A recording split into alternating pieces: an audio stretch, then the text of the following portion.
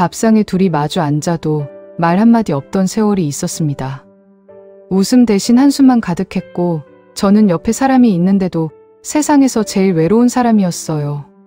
그렇게 43년을 참고 살다 결국 황혼에 이혼을 했습니다. 그날 통장과 도장이 들어있는 가방 하나만 들고 집을 나섰을 때 이제야 내 인생을 찾을 수 있겠다 싶었죠. 그런데요. 밤마다 차가운 이불을 덮고 있으면 가슴이 서늘해지면서 이런 생각이 들었어요. 나 혼자 살 자신 있는 걸까? 그 불안 때문에 다시 사람을 만났습니다. 처음엔 설레었고 다시 젊어진 줄 알았습니다. 하지만 결국 남은 건 밥수발, 병수발 뿐이었습니다. 그놈이 그놈이더라. 이제 그 진짜 현실을 제가 직접 들려드리려 합니다. 안녕하세요. 제 이름은 김혜순입니다. 가끔 이렇게 창가에 앉아 바깥 풍경을 보고 있노라면 지나온 세월이 마치 한 편의 영화처럼 눈앞을 스쳐가요. 69년이라는 시간이 제게 참 많은 것을 가르쳐 주었지만 그 중에서도 가장 아팠던 건 바로 외로움이었지요. 사람들은 대개 혼자일 때 외로운 거라고 생각하잖아요. 저도 그런 줄만 알았어요. 그런데 제게 가장 고통스러웠던 외로움은 신기하게도 바로 옆에 남편이 있었던 시절이었습니다. 곁에 사람이 있어도 마음이 외로우면 그게 더 큰 고통이라는 것을 그때 처음 알게 되었죠. 저는 21살, 넉넉지 않은 살림으로 결혼을 시작했어요. 충북 음성, 조그만 시골 마을의 방 한 칸에서 시작된 신혼살림이었지요. 남편은 평범한 직장인이었고 저는 살림을 도맡아 했어요. 남편의 닳고 다른 양말을 빨고 두 딸의 밥을 챙기고 허리가 끊어질 듯 집안일을 하다 보면 하루가 어떻게 지나가는지 모를 정도였어요. 손은 늘 물에 젖어 거칠었고 어깨에는 늘 무거운 짐이 놓여 있었지요. 돌이켜보면 기쁜 순간들이 왜 없었겠습니까? 첫째가 처음 엄마라고 부르던 날, 둘째가 뒤뚱거리며 처음 걸음마를 떼던 날. 그때의 기쁨은 그 무엇과도 바꿀 수 없었습니다. 하지만 그 짧은 기쁨도 잠시 쉴 틈 없이 밀려오는 생활의 무게에 저와 남편의 대화는 점점 줄어들었습니다. 밥상에 마주 앉아도 말 한마디 없이 숟가락 소리만 덩그러니 들렸고 웃음소리보다 한숨소리가 더 익숙해졌지요. 저는 매일 아침 남편의 밥을 차리고 저녁이면 늦게 귀가할까 따뜻한 국을 데우며 기다렸어요. 그렇게 함께 같은 공간에 있었는데도 왜 그렇게 마음이 허전했는지 모릅니다. 남편은 말이 없는 사람이었어요. 제가 오늘 하루 어떻게 지냈는지, 무슨 일이 있었는지 한 번도 물어본 적이 없었습니다. 제가 무슨 말을 건네도 대답은 늘 응 정도가 전부였죠. 처음에는 그게 그 사람의 성격이라 생각했어요. 하지만 시간이 지나면서 제 속마음을 털어놓을 곳이 없다는 게 온종일 집안일을 해도 수고했다는 말, 한마디 듣지 못한다는 게 저를 조금씩 말라가게 만들었거든요. 한 번은 밤늦게 혼자 밥을 먹다가 목이 메어 숟가락을 놓았어요. 남편은 그저 제 옆에서 조용히 텔레비전만 보고 있더군요. 그 순간 제 눈에서 뜨거운 눈물이 왈칵 쏟아져 내렸습니다. 소리 없이 흐느끼는 저를 보면서도 남편은 아무 말도 하지 않았어요. 그저 저의 어깨를 스쳐 지나가는 차가운 공기만이 제가 혼자임을 알려주었죠. 그때 저는 생각했습니다. 아, 나는 결혼을 했지만 혼자구나. 그 텅 빈 공간, 차가운 공기, 무심한 시선. 그 모든 것이 저를 외롭게 했어요. 43년이라는 긴 세월, 저는 그렇게 텅 빈 마음으로 살았습니다. 그리고 그렇게 세월을 보낸 후에야 저는 비로소 제 자신을 위한 선택을 할 수 있었어요. 하지만 그때는 몰랐습니다. 그 선택이 제 인생의 또 다른 시작이 될 줄은요. 아이들이 다 자라 자기들의 인생을 찾아 집을 떠나고 나니 저희 집은 낯설 만큼 조용해졌습니다. 한때는 아이들 발소리에 왁자지껄한 소리에 정신이 없었는데 이제는 텅 빈 거실에 앉아 있으면 제 숨소리마저 크게 들렸습니다. 그때 비로소 그동안 저를 짓누르던 모든 무게를 내려놓고 제 마음을 들여다볼 수 있게 되었어요. 생각해보니 저희 부부가 딱히 사이가 나빴던 건 아니었습니다. 밖에서 남편 욕을 하고 다닐 만큼 큰 갈등이 있었던 것도 아니고요. 그저 함께 밥을 먹고 잠을 자는 동거인 같았습니다. 저는 그저 이 집의 식모살이를 하는 사람이었죠. 매일 아침 남편 밥을 차리고 남편이 벗어놓은 옷을 세탁하고 그가 좋아하는 반찬을 챙기는 일. 그 모든 것이 일이었지 사랑이나 관심의 표현은 아니었습니다. 제 마음속은 늘 텅 비어 있었어요. 마치 사계절 내내 겨울인 것처럼 아무런 감정도 자라나지 않는 메마른 땅 같았죠. 남편의 무심함은 결혼 43년이 지나도 여전히 변하지 않았습니다. 한 번은 제가 감기에 걸려 며칠 내내 몸져 누웠는데 남편은 그저 제 방문 앞을 지나다니기만 할 뿐이었어요. 따뜻한 홍삼 음료 한 잔, 괜찮아? 라는 말 한마디를 기대했지만 결국 아무것도 없었습니다. 그날 밤 열에 들뜬 몸으로 차가운 이불을 덮고 있다가 문득 모든 힘이 빠져나가는 것을 느꼈습니다. 더 이상 이렇게는 못 살겠구나. 제 어깨를 짓누르던 무거운 짐들이 더 이상 버틸 수 없을 만큼 지독하게 느껴졌습니다. 43년 동안 쌓인 피로가 한순간에 제 온몸을 덮쳐왔죠. 이혼을 결심한 순간 제 마음은 오히려 고요했습니다. 수십 년을 고민했던 일이기에 더 이상 흔들리지 않았죠. 저는 남편에게 말했습니다. 그만 살자. 이제는 내 몫의 인생을 찾고 싶어. 남편은 한동안 아무 말도 하지 않았습니다. 그 침묵은 그 사람의 무심함과 똑같아서 오히려 제 마음을 더 단단하게 만들었어요. 그래, 이 사람에게 나는 끝까지 그저 밥해주는 사람, 집안일 하는 사람이었구나. 오랜 침묵 끝에 남편은 알았네. 단 두 마디만 남기고 돌아섰습니다. 43년의 결혼 생활이 그렇게 단 두 마디로 끝이 났습니다. 이불을 개며 서랍 속 사진을 정리하며 제 마음은 수없이 흔들렸지만 결국 문을 닫고 나왔습니다. 문고리를 잡고 마지막으로 손끝이 떨리던 그 순간 가슴 속에서 이상하게도 안도감이 올라왔어요. 드디어 내 인생을 내가 살 수 있겠구나. 다 큰 성인이 된 두 딸들은 처음에는 의아해했습니다. 엄마, 아빠가 뭐 사고 친 것도 아닌데 왜? 엄마 그냥 참고 사는 게 낫지 않아? 이제 와서 이혼한다고 뭐가 달라져요? 그도 그럴 것이 저희는 남들이 보기에는 문제없는 부부였으니까요. 제가 얼마나 외롭게 살았는지, 속으로 얼마나 많이 울었는지 아이들은 몰랐습니다. 하지만 저는 아이들에게 차분하게 이야기해 주었습니다. 엄마, 이제 엄마의 행복을 찾고 싶어. 너희들 엄마가 아니라 김혜순으로 살고 싶어. 제 이야기를 들은 딸들은 한참을 생각하더니 결국 제 손을 꼭 잡아주었습니다. 엄마, 괜찮아. 엄마의 행복이 제일 중요하지. 다행히도 제 결정을 응원해 주었죠. 마침내 통장과 도장이 들어간 가방 하나를 들고 집을 나섰을 때 제 발걸음은 마치 구름 위를 걷는 것처럼 가벼웠습니다. 그토록 무겁던 어깨가 거짓말처럼 가벼워지는 느낌이었죠. 그래, 이제 시작이야. 저는 그렇게 인생의 두 번째 막을 올렸습니다. 하지만 그때는 몰랐습니다. 이 해방감 뒤에 또 다른 고민이 기다리고 있다는 것을요. 이혼 후 처음 맞이한 새벽 공기는 이상하게도 가볍고 달콤했습니다. 알람 소리에 억지로 몸을 일으킬 필요도 없었고 늦잠을 잔다고 눈치를 볼 이유도 없었지요. 통장과 도장만 찍은 낡은 가방 하나를 들고 집을 나왔던 그날의 뿌듯함이 매일의 삶 속에서 계속 이어지는 듯했습니다. 이제야 내 인생을 사는 것 같았어요.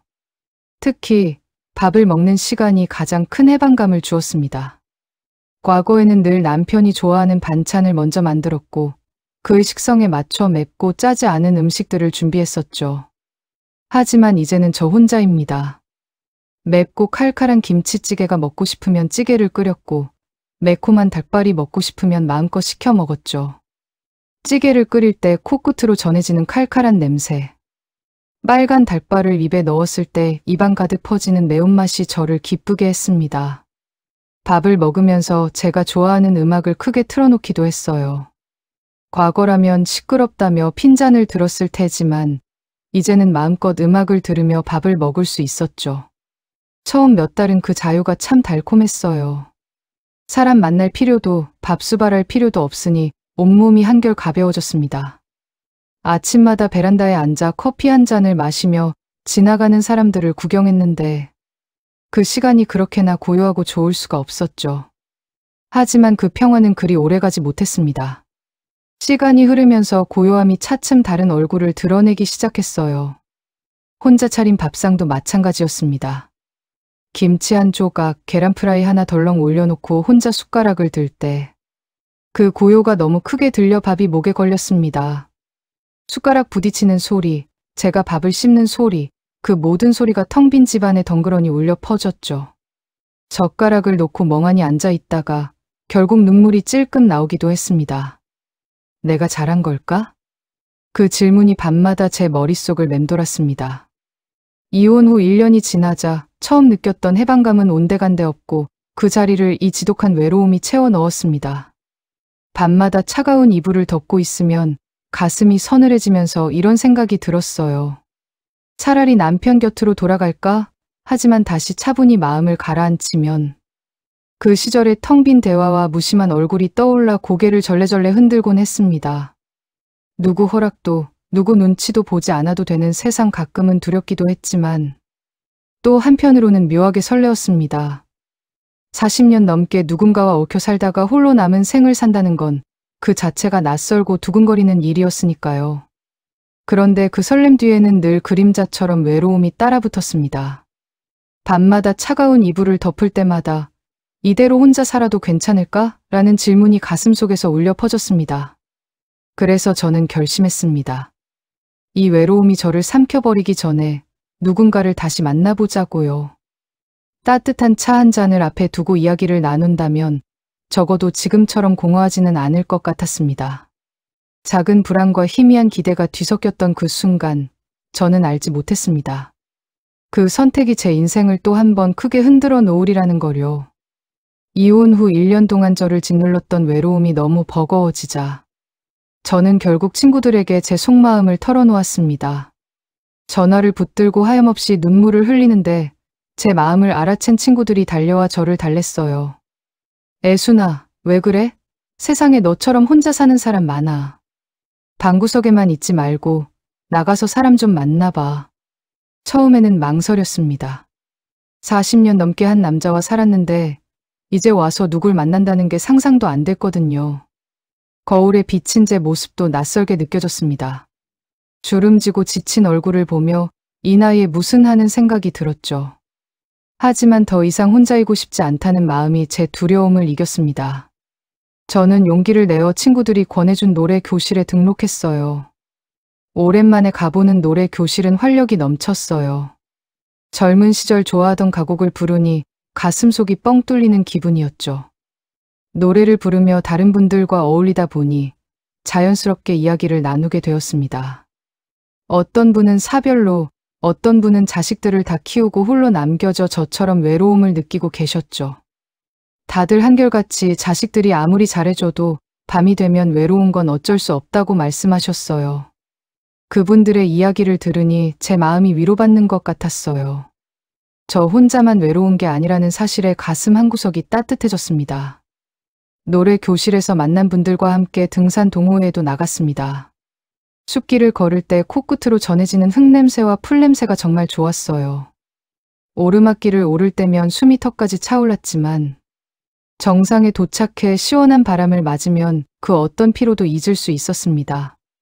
누군가는 먼저 세상을 떠난 아내 이야기를 했고 누군가는 자식 자랑을 늘어놓기도 했죠.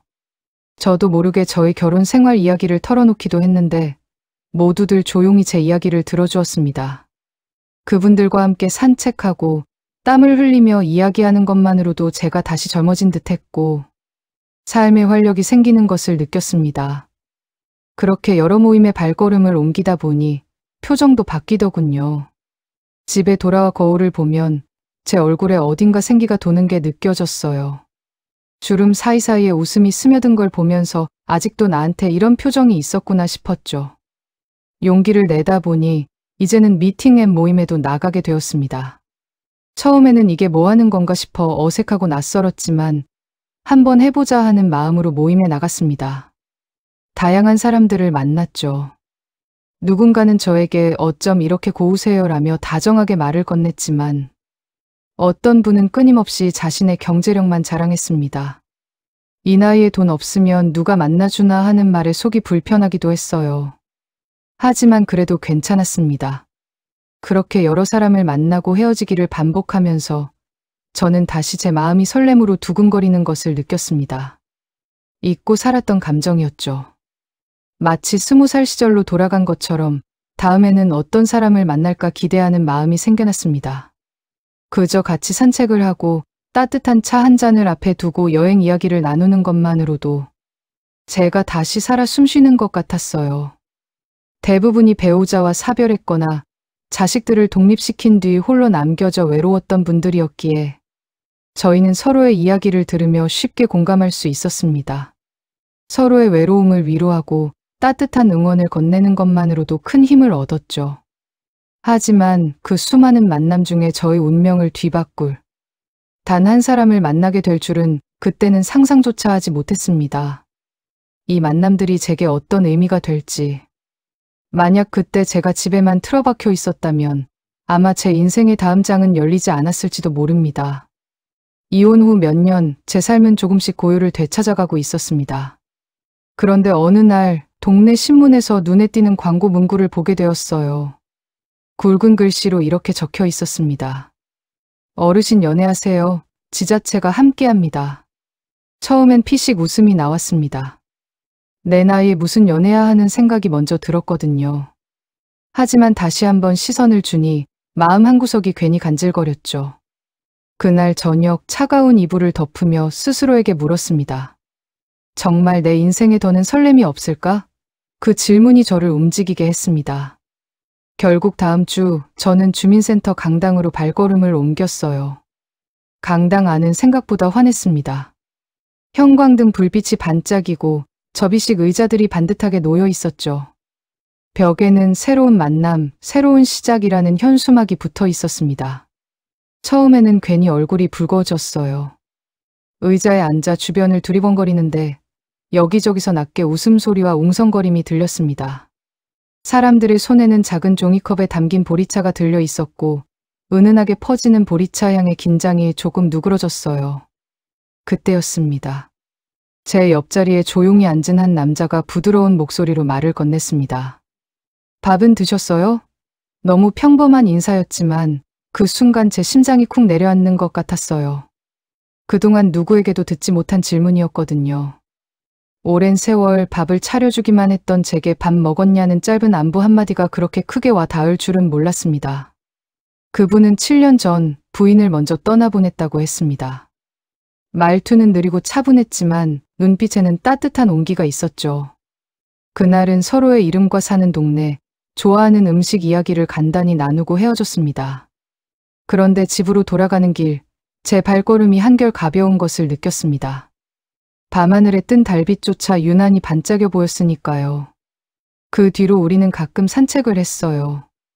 동네 하천 둑길을 따라 걷는데 바람에 흔들리는 갈대 소리와 개울물 졸졸 흐르는 소리가 우리 대화의 배경음악이 되어주었죠. 그분은 제 손에 작은 따뜻한 캔커피를 쥐어주며 말했습니다. 추우실까 봐요.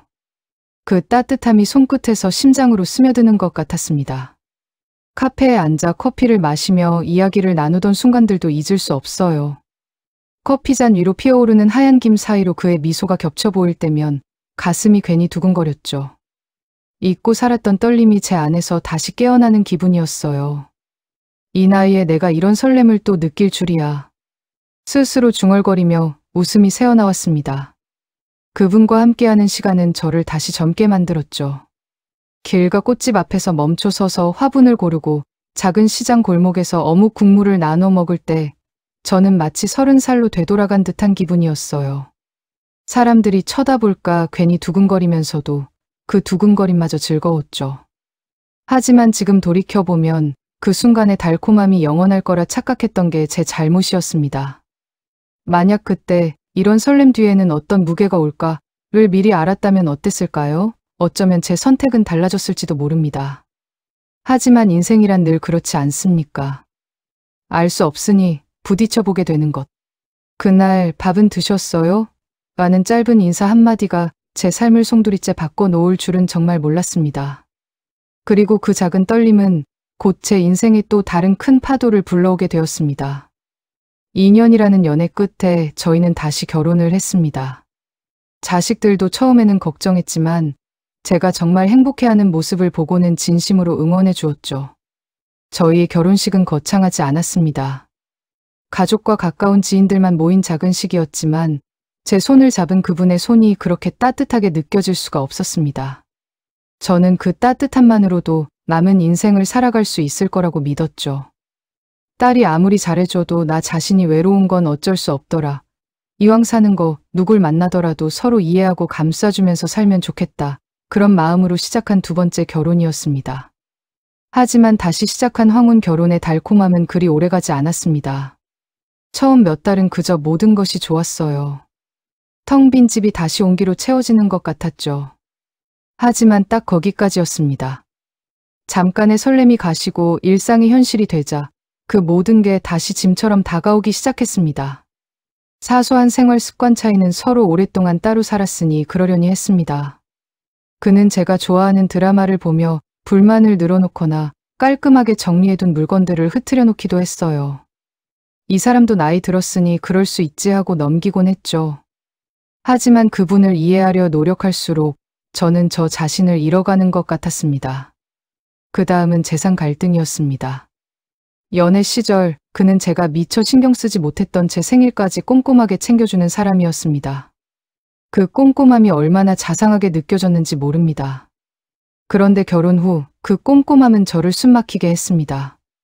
장을 본 영수증 하나하나를 들여다보며 이건 왜 이렇게 비싼가 따져 물었고 딸에게 용돈을 보낸 것도 꼬치꼬치 캐물었죠.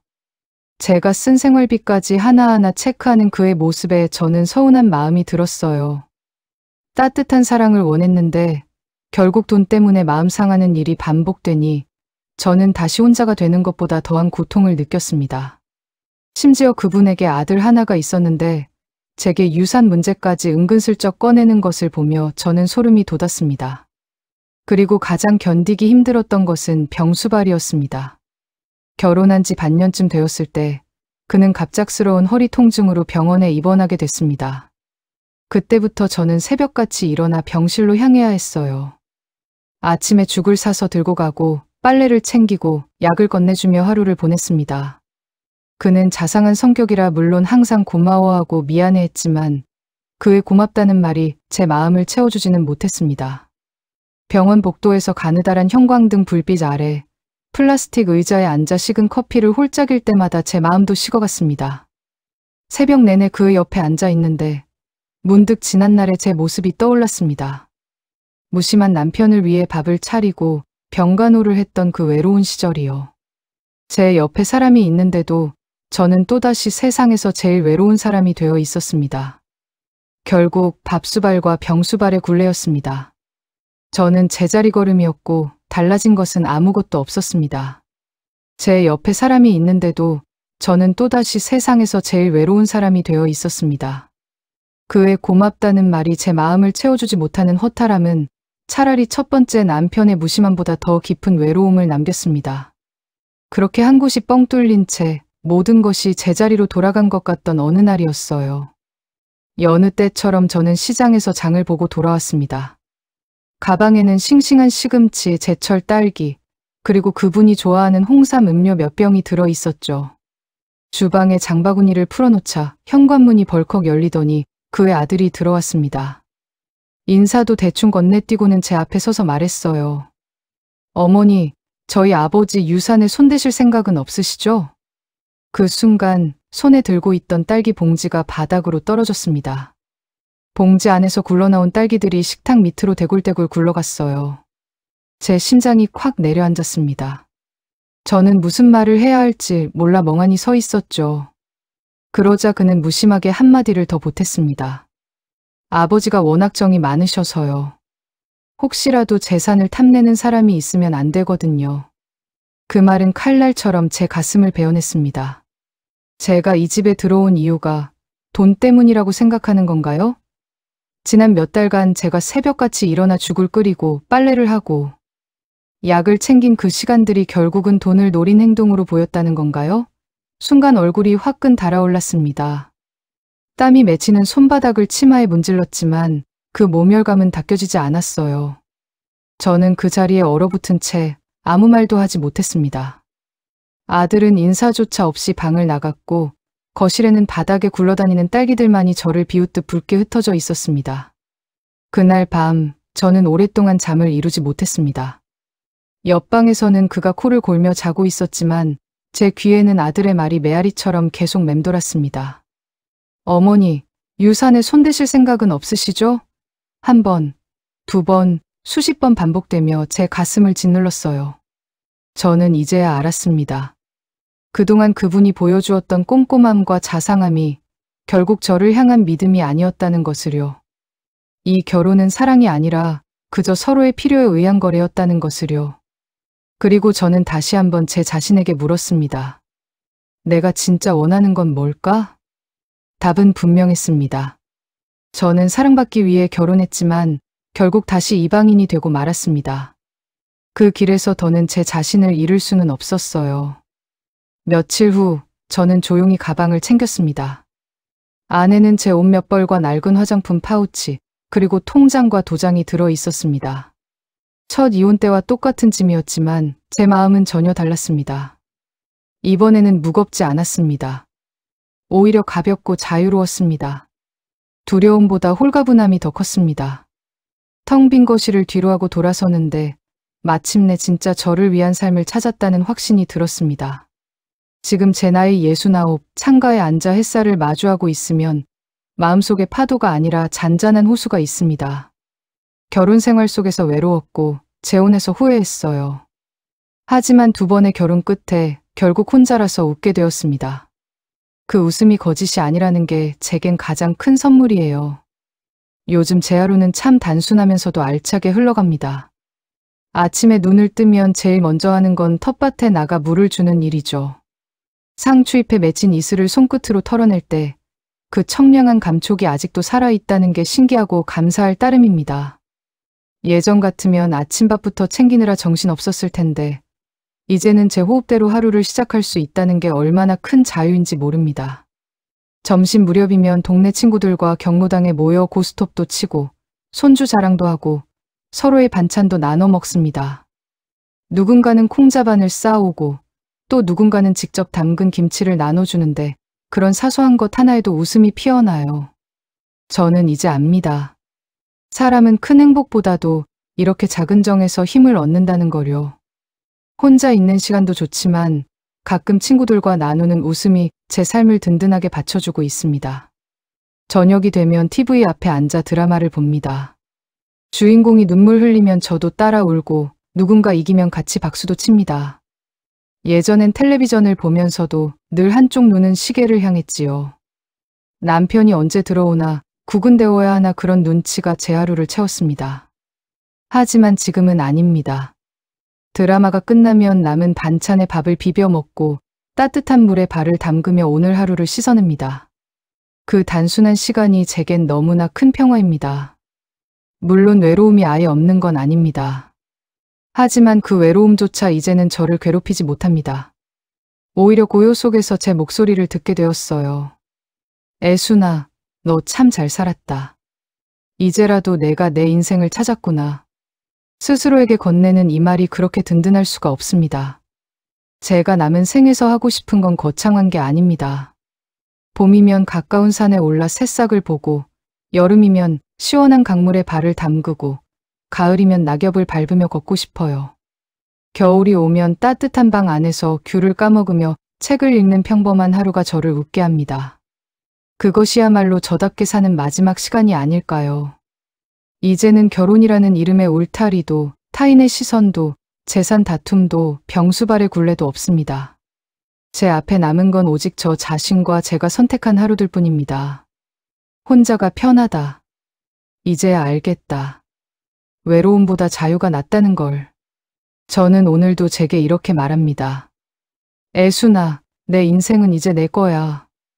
혹시 이 영상을 보고 계신 분들 중에도 저처럼 긴 세월을 함께했지만 외로움을 느끼셨거나 새로운 선택을 해보셨다가 다시 후회하신 분들이 있을 겁니다. 하지만 기억하세요. 인생의 정답은 없습니다. 누구는 혼자일 때 비로소 평화를 찾고 누구는 여전히 함께하는 삶에서 기쁨을 찾을 수도 있으니까요. 제가 여러분께 전하고 싶은 메시지는 단 하나입니다. 자기 자신을 잃지 말아야 한다는 것. 옆에 누가 있든 없든 가장 중요한 것은 내가 내 삶의 주인이 되어 내 마음의 소리에 귀 기울이며 살아가는 일입니다. 혼자라서 괜찮은 게 아니라 나답게 살 때 괜찮은 겁니다. 혹시 지금 혼자라는 사실이 두려운 분이 계신다면 그 두려움 너머에 숨겨진 새로운 가능성과 마주하시길 바랍니다. 그리고 만약 누군가와 함께하는 분이 계시다면 서로를 더 따뜻하게 바라보며 서로에게 온전한 나를 보여주시길 바랍니다. 저의 이야기를 들어주셔서 정말 고맙습니다. 제 이야기가 여러분의 마음의 작은 위로가 되었기를 진심으로 바랍니다. 그리고 부디 여러분의 남은 생은 가장 여러분다운 삶으로 가득 차기를 진심으로 바랍니다. 혹시 여러분도 저처럼 외로움을 극복하고 자신만의 행복을 찾으셨다면 그 이야기를 댓글로 나눠주세요. 서로의 삶을 응원하며 함께 걸어갈 수 있으면 더할 나위 없이 좋을 것 같습니다.